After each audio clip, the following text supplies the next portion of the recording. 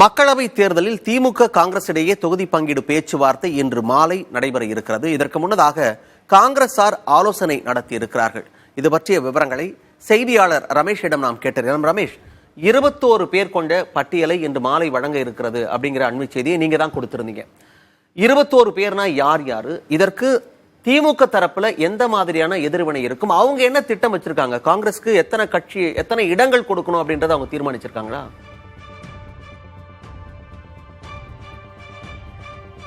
இப்போ பார்த்தீங்கன்னா முகில் வாசனிக் தலைமையில் ஒரு டீம் சென்னைக்கு வந்துட்டாங்க. நம்ம அறிவாலயத்தில் இருக்கோம். 3 மணிக்கு டிஆர் பாலு தலைமையில் ஒரு குழு இருக்கு. அதில் KN நேரு, MRK பன்னீர்செல்வம் உள்ளிட்ட அமைச்சர்லாம் அதில் இருக்காங்க. இதில் பார்த்தீங்கன்னா குறிப்பாக காங்கிரஸ் கட்சியை பொறுத்தவரை ஏற்கனவே 9 இடங்கள் கொண்ட பட்டியல், திருவள்ளூர்லேருந்து கிருஷ்ணகிரி வரை ஒரு 9 பட்டியல் அது மட்டும் இல்லாமல் புதுச்சேரி உட்பட 10 இடங்கள் ரெடியாக இருக்காங்க. இதில் புதுசாக ஒரு லிஸ்ட் காலையில் வெளியாகிருக்கு. அது சோசியல் மீடியாவிலையும் தற்போது வெளியாகிருக்கு. அதில் பார்த்தீங்கன்னா அரக்கோணம், குறிப்பாக அரக்கோணம், தென் சென்னை உள்ளிட்ட முக்கியமான தொகுதிகள்லாம் இருக்கின்றன.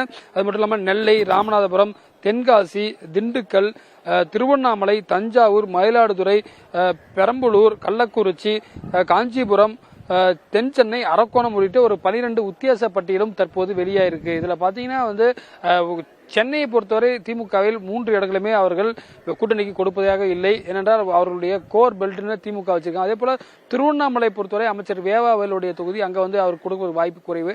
அதே போல பாத்தீங்கன்னா திண்டுக்கல் மாவட்டத்தை பொறுத்தவரை அங்க 2 அமைச்சர்கள் ஐப்பெரியசாமி, சக்கரபாணி உள்ளிட்டவர்களாம் இருக்கிறார்கள். எனவே அங்கேயும் திமுக கடந்த முறை அதிக ஓட்டு வித்தியாசத்தில் ஜெயிச்ச இடம் பார்த்தீங்கன்னா 5.5 லட்சம் ஓட்டு. அது திண்டுக்கல் தொகுதி.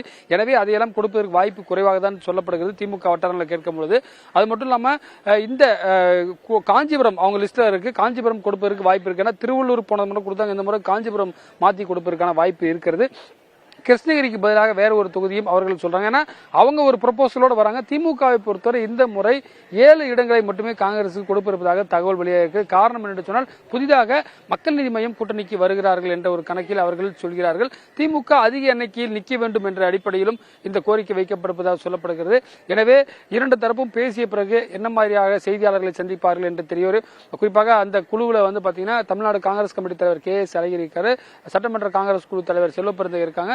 இவர்களெல்லாம் தற்போது அங்க சத்தியமூர்த்தி பவன்ல ஆலோசனை மேற்கொண்டிருக்காங்க. தற்போது நம்ம அறிவாலயத்தில் ஏற்கனவே இவங்க தொகுதி வாரியா ஆலோசனை போயிட்டு இருக்காங்க. அதுல இன்னைக்கு நாமக்கல், ஈரோட முடிச்சுட்டு அவங்களும் சாப்பிட போயிருக்காங்க.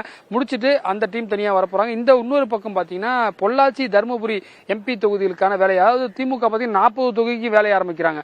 எனவே எதிர்கட்சிகள், கூட்டணி கட்சிகள் குறிப்பா சில இடங்களை கேட்டாலும் நாங்க நிர்வாகிகள்ட்ட பேசும்போது இதெல்லாம் எங்களுக்கு ஸ்ட்ராங்கா இருக்குன்னு சொல்றாங்க அப்படின்னு சொல்லிட்டு அங்க ஒரு கணக்கு காட்டலாம். பாத்தீங்கன்னா உதாரணத்துக்கு காலையில கொங்கு கட்சி சாங்கா இருக்கக்கூடிய நாமக்கல்ல இன்னைக்கு பேசிருக்காங்க. நாமக்கல்ல திமுக நிர்வாகிகள் திமுகவை போட்டிடணும்னு சொல்றாங்க. அதே போல ஈரோடும் போன தடவை மதிமுக கணேசமூர்த்தி கொடுத்தா, இந்த முறை ஈரோடு நம்மளே நிக்கலாம் அப்படின்னு சொல்லி திமுக சொல்றாங்க. இந்த கணக்கை எல்லாம் அவர்கள் இன்றைக்கு நடைபெறக்கூடிய பேச்சுவார்த்தை சொல்றாங்க. பாத்தீங்களா, எங்க நிர்வாகிகள், எங்க மாவட்ட செயலாளர் நாங்க ஸ்ட்ராங்கா இருக்கோம், MLA-க்கெல்லாம் ஜெயிச்சிருக்காங்க, எனவே எங்களுக்கே நாங்க நிற்போம் அப்படின்னு சொல்லுவாங்க. எனவே ஒரு ஹார்ட் பார்கெனிங் நடக்கிறதுக்கு வாய்ப்பு இருக்கிறது. இன்றைக்கு மாலை அது குறித்த முழு விவரங்கள் நமக்கு தெரிய வரும். மணிமாறன், 21 அப்படின்றது காங்கிரஸ் எதிர்பார்ப்பு. ஆனா திமுக என்ன ஒரு நிலையை எடுக்க போறாங்க அப்படின்னு ஒண்ணு இருக்கு. அது எத்தனை எண்ணிக்கையில அவங்க கொடுக்க போறாங்க, அதுவும் எந்தெந்த தொகுதிகளை அவங்க கொடுக்க போறாங்க அப்படின்றதெல்லாம் பேச்சுவார்த்தை பெருமளவுக்கு போயிட்டே தான் இருக்கும். தற்போதைய தகவல்களுக்கு நன்றி ரமேஷ்.